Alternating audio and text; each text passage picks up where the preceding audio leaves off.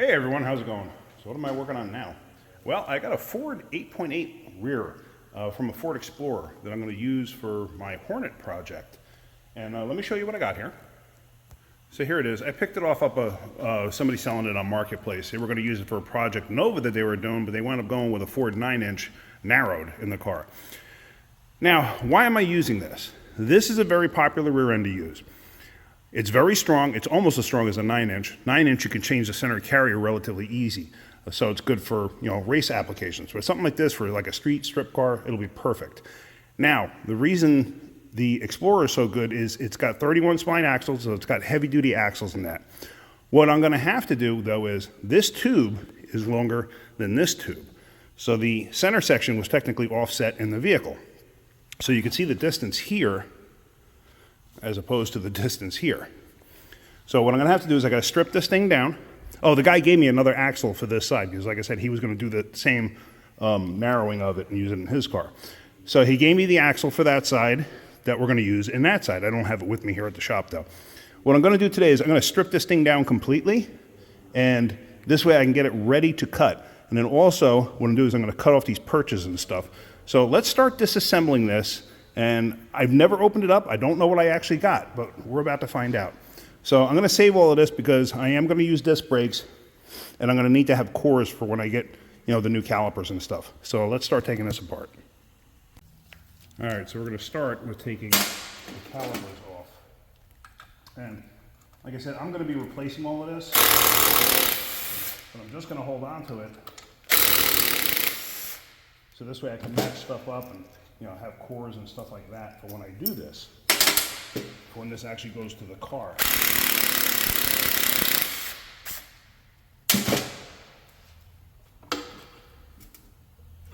Oh, and also I strapped the rear end down to the bench, just in case, because taking stuff apart, sometimes you're gonna alter the weight. You could accidentally knock stuff off. Let me go to this side. Oops, still on there, right? Yep, okay. So I'm gonna back up just a little bit. I'm gonna take this bracket off here.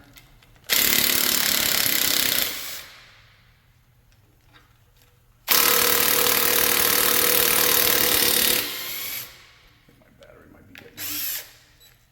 I think my battery might be getting weak. I don't know if you heard me say that.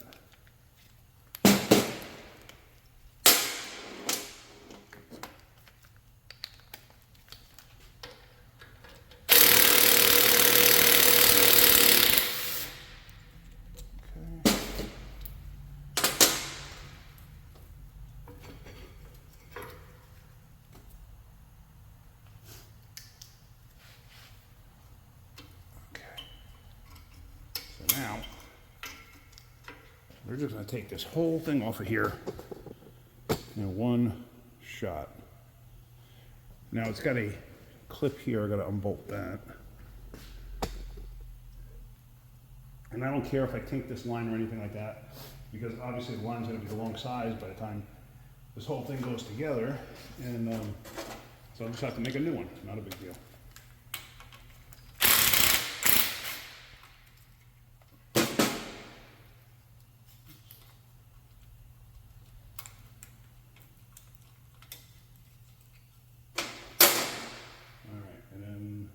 I have to bend over.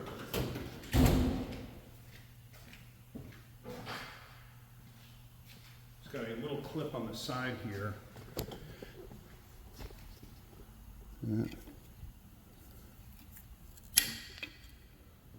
So I'm just going to bend that up and out of the way.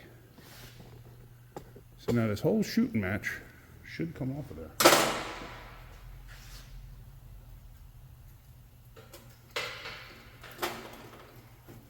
Clip for this caliper is not releasing easy.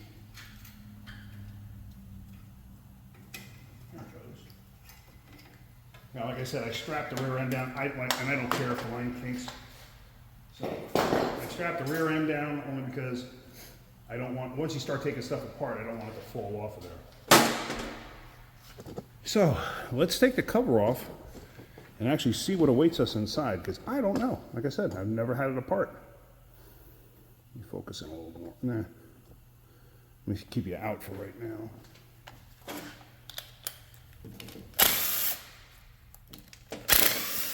And I'm one of those people that does not throw anything out until the job is done.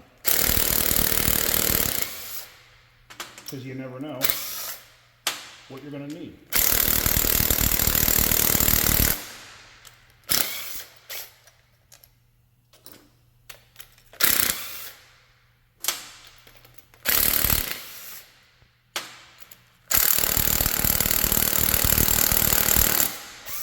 I don't even know if this is a positive traction rear end. I have no idea. But I can show you this. Let's see. Okay. This tag here, can you see this? 3L73, 8.8. It should be a 373 geared 8.8 rear. I know it's an 8.8. I have a lot of experience with these rear ends, especially from back in the day when I was doing all the Mustang stuff. And the guy told me he took the cover off and it was clean.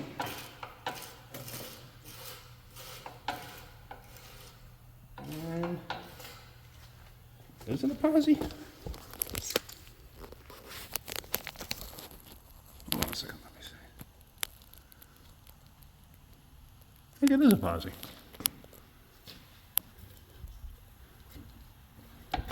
Yeah, it is a posi. Inside here are clutches. So, okay, it is a posi, so that's good. All right, benefit, bonus. So I'm happy with that. All right. Let's rotate this over because I'm gonna have to get the axles out. To get the axles out, you have to take out what's called the C-clips. Get the C-clips out, you gotta take this pin out.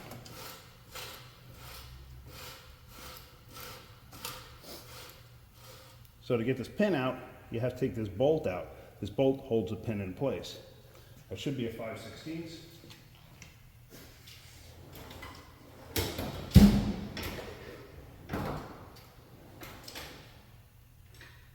Or an 8mm.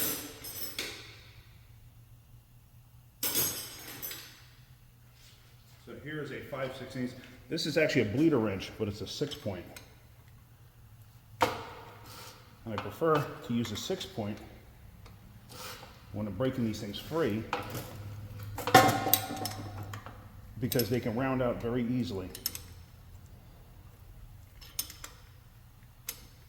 Now yes, I could have probably put a socket on this, but sometimes you can't.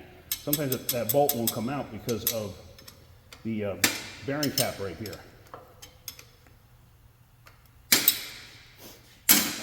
So now that it's loose, we got a socket on that.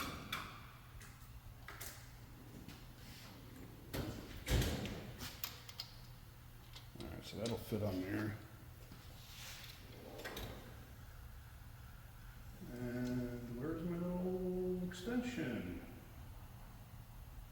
Oh, there it is. No, that's not the one I wanted. Oh, I have a little wobble extension. In fact, I know I had a little wobble extension, but it ain't there. All right, so hopefully you can see what I'm doing here. Let me focus in a little bit.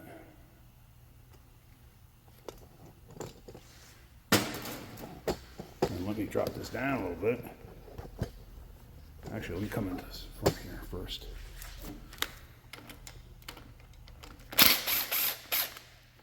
So you take that bolt out. Like that. You see how, can you see that moving? That pin? It's supposed to move. Tell you what, it's a bear sometimes. If these things break in a process of coming out, then it could be a nightmare. It used to be an old issue. Now we're going to rotate that down like that, and you can actually see the pin moved. It's sticking out a little bit. Now I'm going to reach my hand around the backside to this point on the backside and push it in. There we go. Comes out. So now, what you got to do is you have to take each axle. I'm going to have to knock the rotor off first. Let me knock the rotors off. Then you take each axle and you push each axle in, because there is what's called a C-clip in there. and that C-clip has to come out. So let me knock these rotors off real quick. Somebody left their hammer here, so I'm going to use this because it's located conveniently on the floor.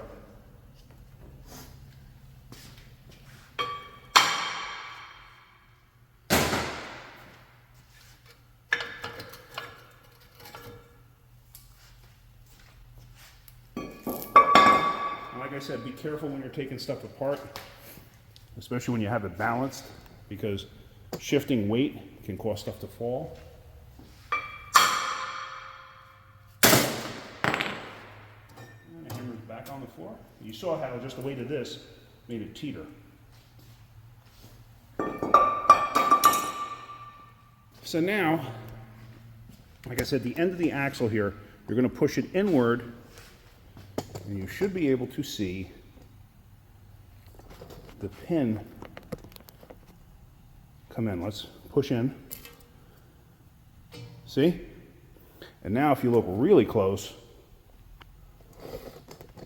oops, you can see the C-clip on the end of the axle right there. The opening is facing us. See that? So now, what I have to do is, I'm sorry, I'm messing with this thing. Now you got to get in there and just knock it out. You heard it fall. So now let's do the other side. And you can see the opening is not facing us. So you got to get the opening facing us and push it in, and it fell out. So now, here comes the easy part.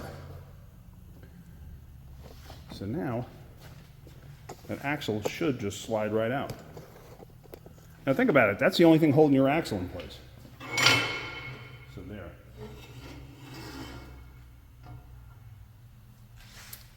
So there's one axle. And what you want to do too is you want to look down here where the bearing rides, because if it's all grooved up, then you're going to have to get a replacement axle or a repair bearing. All right. Let's go to the other side. And gear oil stinks. I'm sure some of you know that, some of you don't.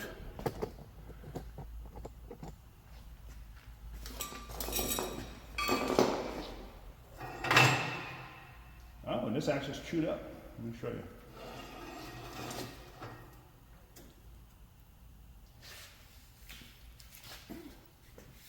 And that's okay because this is the side we're going to get rid of anyway. See those marks? That's from the bearing going bad. So this axle would have to be replaced, or you put a repair bearing in. And what a repair bearing does is it moves it to the outside here where the seal actually rides. And the new repair bearing actually has an integral seal. So, let's move you, hold on one second, put this down.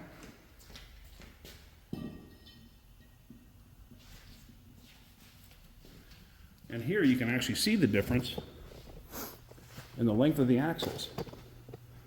See that? Oops. So we want both tubes to be just as short as that short one there. All right, let's pause this for a minute because then we're going to take that center pumpkin out. Okay, so now what we're going to do is, now that the axles are out, we're going to pull the center carrier out. Before you do that, okay, you see that? That's backlash. You want to measure the backlash because in case you mess with this thing, like let's say you're doing bearings or whatever, and I don't know if I'm going to do them yet, it can actually change your backlash. So we want to measure that. If you have no way of measuring it, pay attention to how this feels.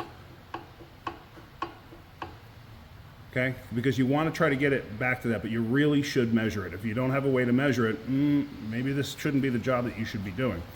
But first, what I'm going to do is these bearing caps, you have to put them back in order. So what I always do is, here's the one cap on this side. Here's a chisel. Okay? Put a mark on it there. Put a mark on the housing there. So you got 1 and 1. Let's see if you can see that. You see that mark? 1 and 1. So now we come to this side. And we're going to do something very similar, but not the same. I'll wipe this off.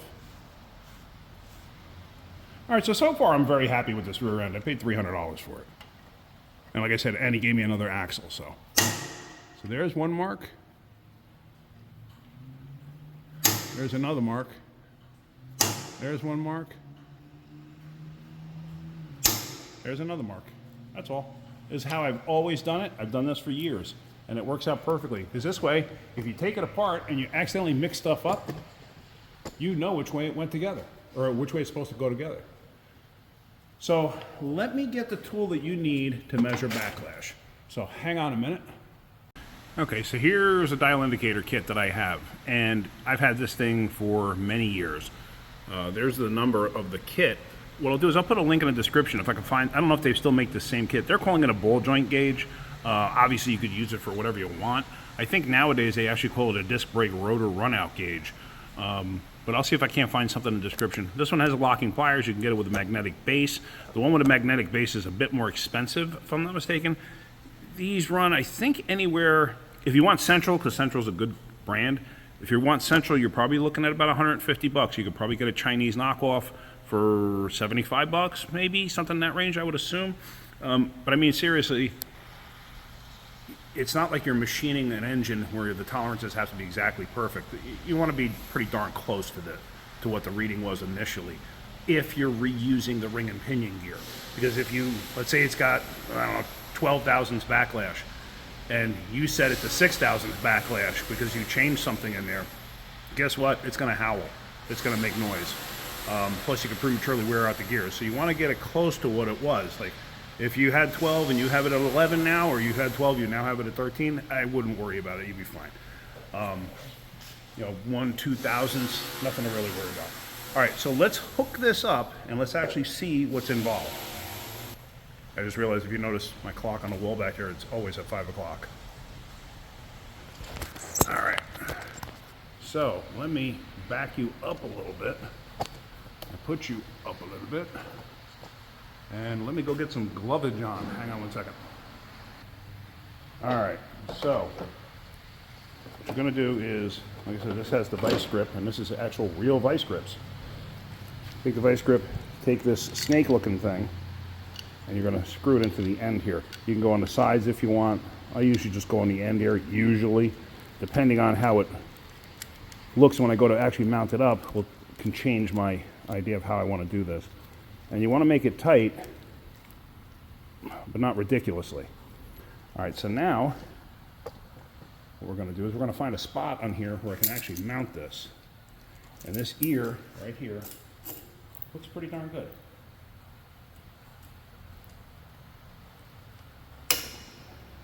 I've had this tool since probably 1990.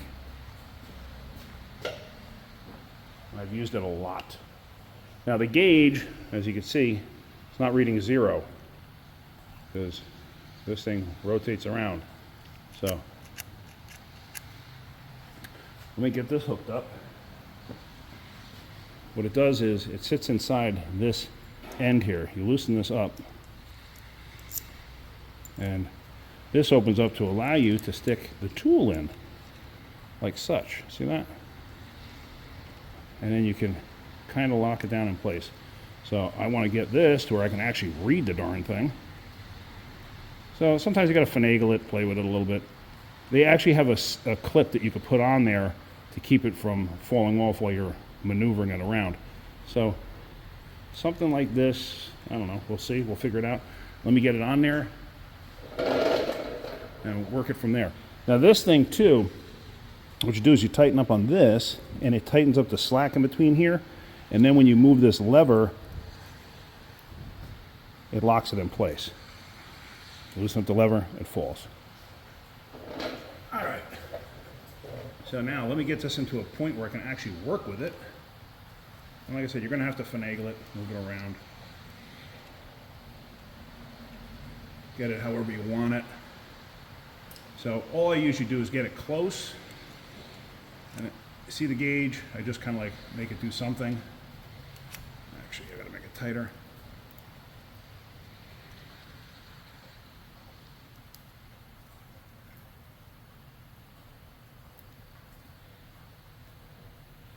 That has a cam in it, so you can overshoot the cam, and that's fine. You'll figure it out when you start using it. So now, what I want to do is,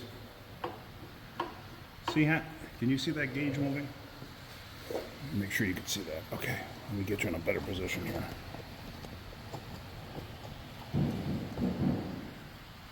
All right, so what I'm going to do now is you can manipulate this however you need to make it work for you.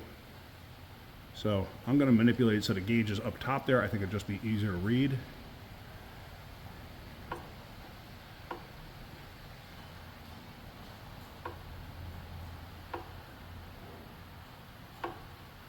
So we're looking at about 15 thousandths. You know, the gauge itself is actually moving slightly. You see how the needle is altering its position?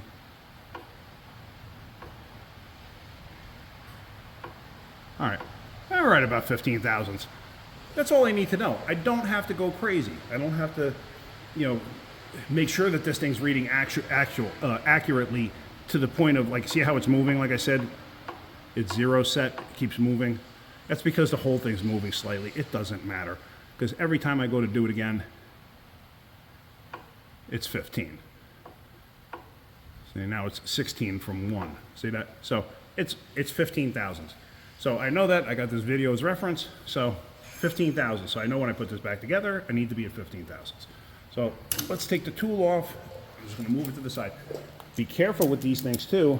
You don't want to hit this sideways, because you'll destroy the gauge. All right, so let's get these bearing caps off.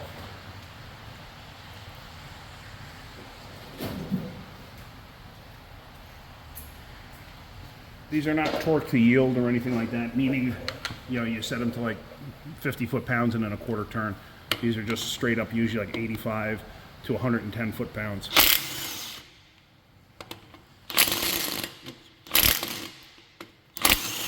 That's the one thing I hate about electric. They bounce an awful lot. I may put ARP studs in here. I don't know yet. So now that that's off, and I'm not worried about the caps, and oh my goodness, there's the old gear oil in there stink. Whew. But that's to be expected. All right, so the caps are off. Now on each side of the cap, let's move my tools out of the way.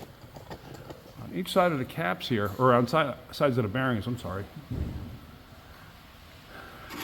Right in here, that's a shim in there. They have one on each side. And they're selective. They're different sizes. So you can actually mix them up. Don't mix them up. If you're reusing the bearings, don't mix up these races, because the races can get mixed up. Keep this stuff to each side. Mark it if you have to, whatever you got to do. So this way you don't forget what side it's on. I've seen people put this back together, have them on the wrong side, and it ruins everything. So let's see if this will just slide out. And it won't. So I'm going to get a pry bar in there and pry this thing out, because it is a tight fit. It's supposed to have a load on the bearings this way, so the case is actually pressing on it slightly. Let me go get a pry bar and move it back and up.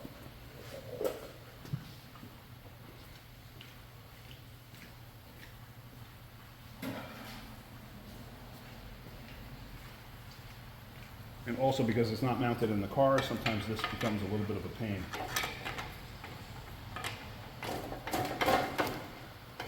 There it goes.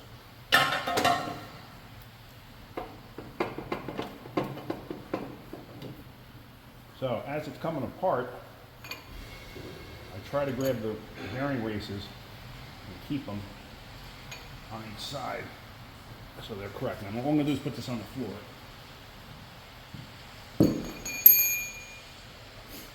And then these shims, like I said, they're selective, so keep them on their respective side.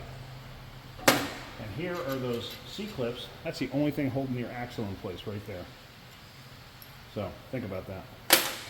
I don't know if I'm going to put C-clip eliminators on here. I don't know if I'm going to put Ford 9-inch ends on here. I'm not quite sure what I'm going to do yet. There's a little trough inside here that holds gear oil. I'm just trying to clean that off. I don't have to worry about it. Yeah, all the old nasty gear oil. I will be cleaning this thing out eventually, but this video is just to show you how to take it apart. All right, let me undo the strap. Then I'm going to flip this thing over because we're going to take that gear out right there. That is the pinion gear. So let me shut you off for now so I can just clean up real quick, and then we're going to go from there. Now, actually, before I flip this over, I'm going to take the backing plates and that off. But here, what I did was left and right, because what I'm going to do is these shims, these are the only two things that I'm really that concerned about right now. There's a right side shim. That can go in a box. Here is the left side shim. They can go in a box.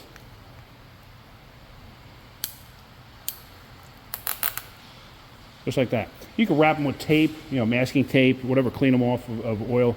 See, this way I don't have to worry about cleaning them off of oil because I really don't care at this point in time. I will in the future, just not right now. So this way I don't mix up which is which. Like I said, you can wrap them with duct tape, masking tape, stuff like that, and then write on the masking tape. The problem with writing on masking tape is over a period of time, especially going to take you a long time to do it, that stuff will disappear. You can't read it. So yeah, actually, then what I'm going to do is the carrier right there, I'm actually going to put that bearing race back on there, and I'm going to run mechanics wire through it. Run mechanics wire, a piece of wire, anything just to keep the ends in the same position. So let's take these backing plates off. What do I need to do this? I never know. Let's see. This side looks like 15. Let's see. I'm just looking to see what they take.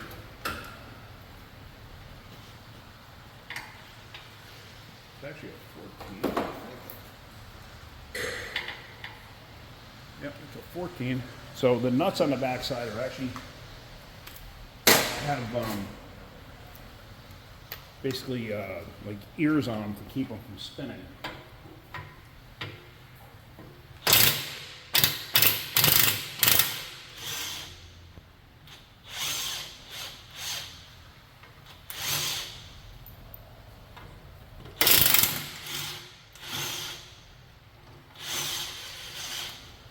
Like I said, I may put C-clip eliminators on this. I may put 4 9-inch ends, bearing ends on this. I don't know yet. We'll cross that bridge later on. This video is just about disassembly.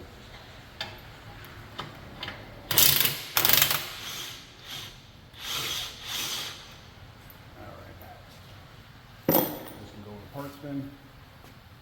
Now thinking about it too, what I could have done is I could have actually taken those bearing races and put them with the shim. I could still do that, it doesn't matter.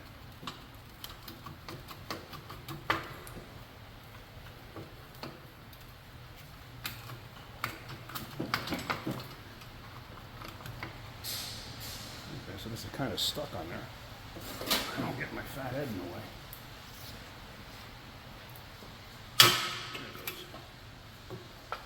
You saw the whole thing shift with the weight when it came off of there. Now, when I'm talking about a 4 9-inch rear bearing end, basically you end up cutting this end off and you weld in this end for a 4 9-inch. And what it is the axles will then get press-on bearings, and the press-on bearings bolt in. C-clip eliminator is kind of like a cheaper version of doing that. You would take the bearing out, you'd press the C-clip eliminator bearing on there, and then that bolts to the housing. So let's take this side apart.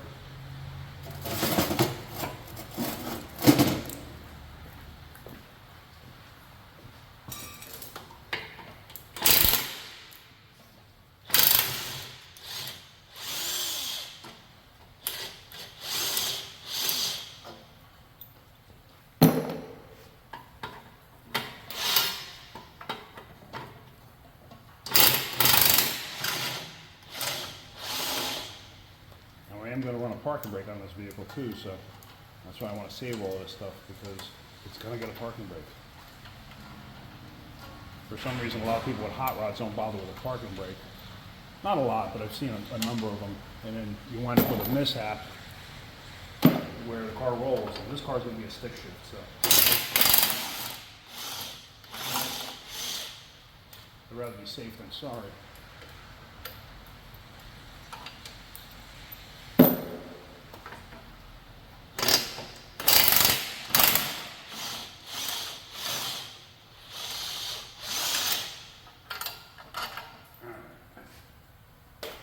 So that's off of there. And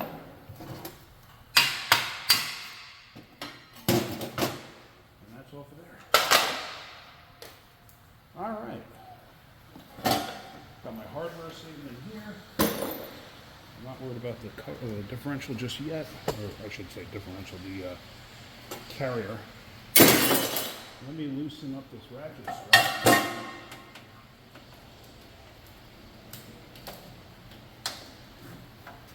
Put this out of the way so I don't need this anymore. So now, let's get that pinion gear out of there. Like I said, in the car it's not so bad because nothing really moves. Now I'm going to show you a trick too.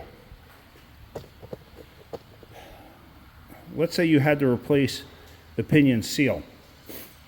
You can't just tighten up that nut.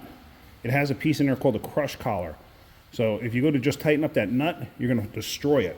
So this is what I do. Actually, let me flip this thing around in a better position so you can see what I'm talking about. Hang on a minute. All right, so I got the differential flipped around on the cart there. So, like I said, let's say you had to change the pinion seal. You take this nut off, you take the flange out, you change the seal, you put it back together. What do? Well, you shouldn't have done that. What I usually do is this. My hammer and punch again, or hammer and chisel. And I will put a mark in the gear head itself, right here. So that's always there. Put another one on the nut.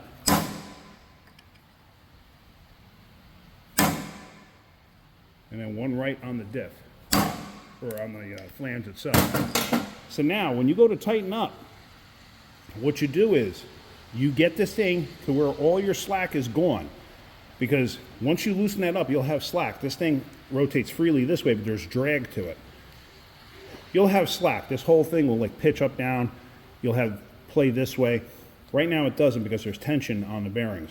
So when you're tightening this back down, you get it back down, you get all the slack and tension off of it. Then you take that nut and you go 5/16, 3/8 of an inch past your marks where you had it lined up before. And what that will do is that'll preload it a little bit more. You really shouldn't do that. Technically, you're supposed to take this thing apart and change the crush collar. Nobody ever does that. Nobody. So that's the trick there. So something to keep in mind. So let me do this. Let me unbolt this. Let me find the right size socket for that.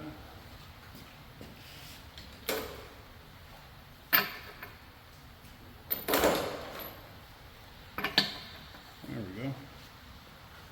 It's a little 27 millimeter.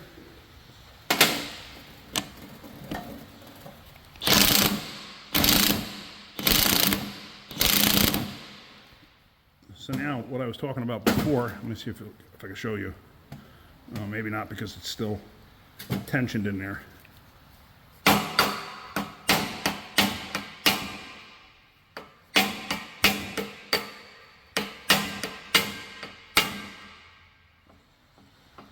I may have to actually use a puller on this, believe it or not.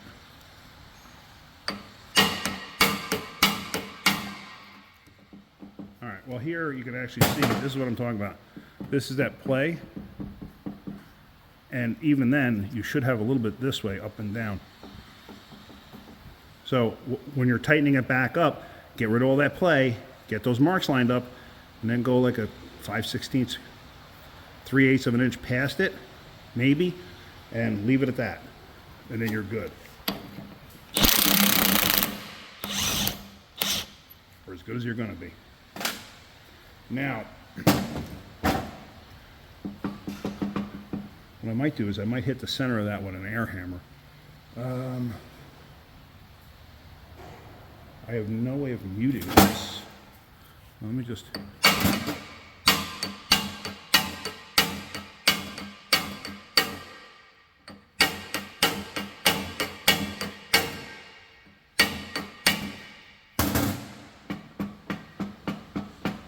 It is moving.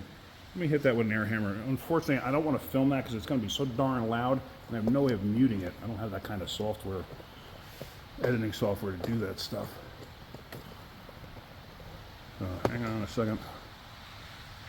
Like I said, you could also use a puller, like what you use on a harmonic balancer. I don't feel like taking all of that out. It's not necessary.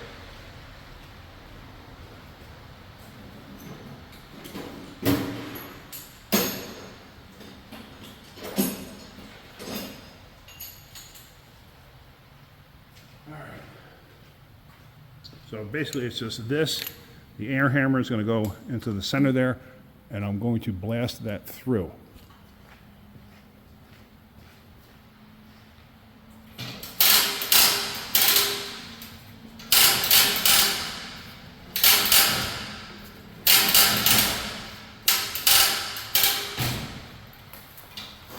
Actually, let me try it real quick with you watching.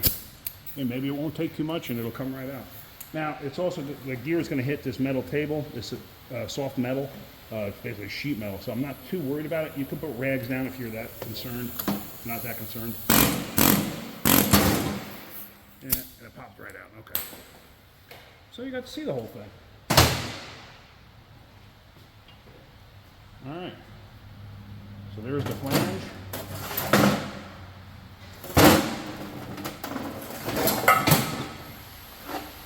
There's your pinion gear, and you can actually see the wear marks from where it was hitting the ring gear. So that's pretty much all I wanted to show you with this. Oh, here's that crush collar. This is that piece I was telling you about. You're technically supposed to replace this anytime you loosen up the nut. So, but when I build the rear end, I'll show you all of that. All right, I figure I may as well show you pulling out the bearing races and seals.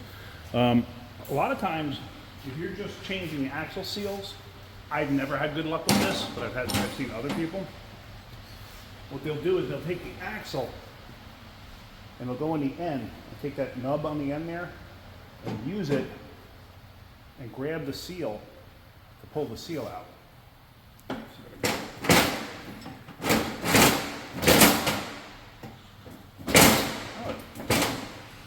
There we go. Actually worked on this one.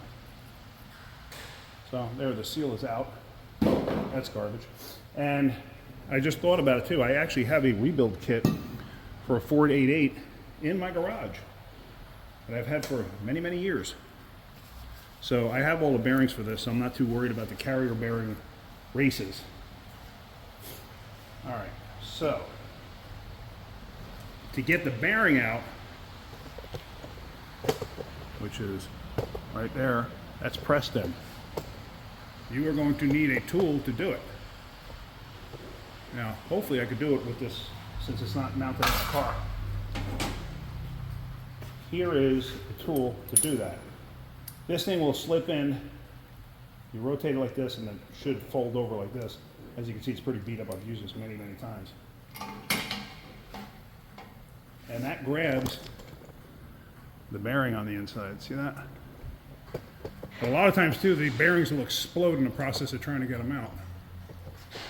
Let me see how are you gonna, how can you see that? You can see that. Let's see, it's just a slide hammer. And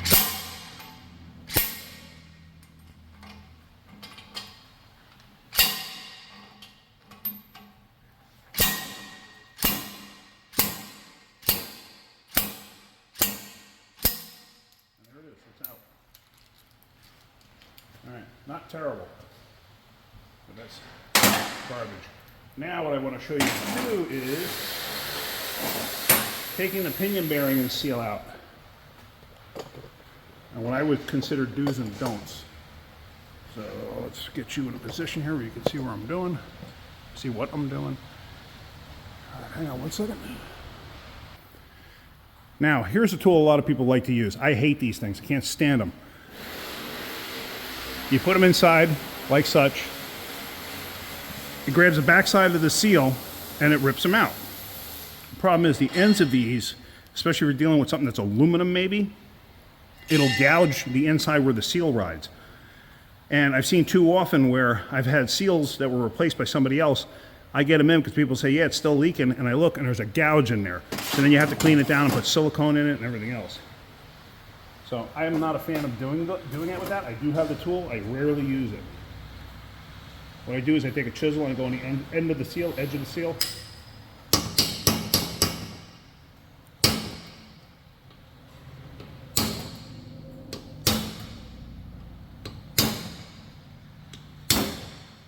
And I will work it up and around. Yes, this takes a lot longer, but you don't damage the housing.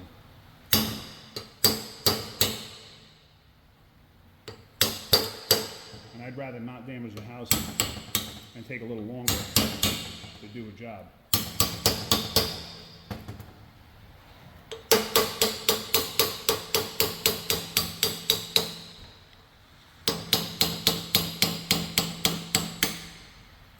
I mean, in all seriousness, how long did that take?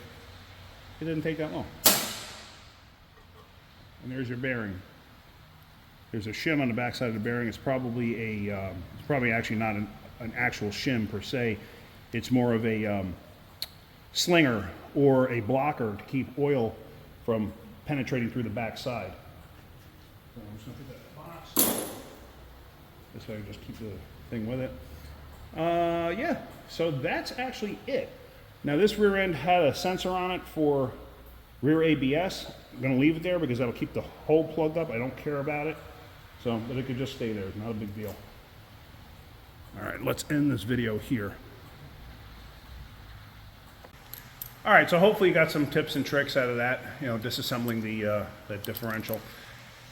When I mentioned about these bearings exploding, coming apart, what I meant was a lot of times if the tool doesn't grab the outer part of the race, see that lip, that edge, that's right there. If it doesn't grab that correctly, it'll just grab the rollers, and that happens quite often, and then the rollers will blow through and come out, and then that becomes a real pain in the neck because then this gets stuck in the housing. This gets stuck in the housing. Usually what you got to do is go in there with a die grinder, like a Dremel, and you start cutting through on the inside of the race, like where these rollers sit. You start cutting through on them until it just starts to break through to the tube, and then, you know, start shocking it with a punch, and it'll eventually break, and then you can get them out. I mean, I'm sure there's other ways to do it, so, you know, but that's kind of the way to do it if you don't want to destroy anything in the process. All right, so that's all done. I have another video I need to make next of something I just bought, and but we're going to do that. That's going to be a separate video, though. And this rear end is going to come into play for that video, too. All right, hopefully you got something out of that video. If you did, hit that like button. If you could, please subscribe. Look down below in the description for links to like that dial indicator and stuff like that, and other tools that I use almost on a daily basis that are very budget friendly that you can get on Amazon. All right, guys, have a great day. Keep wrenching.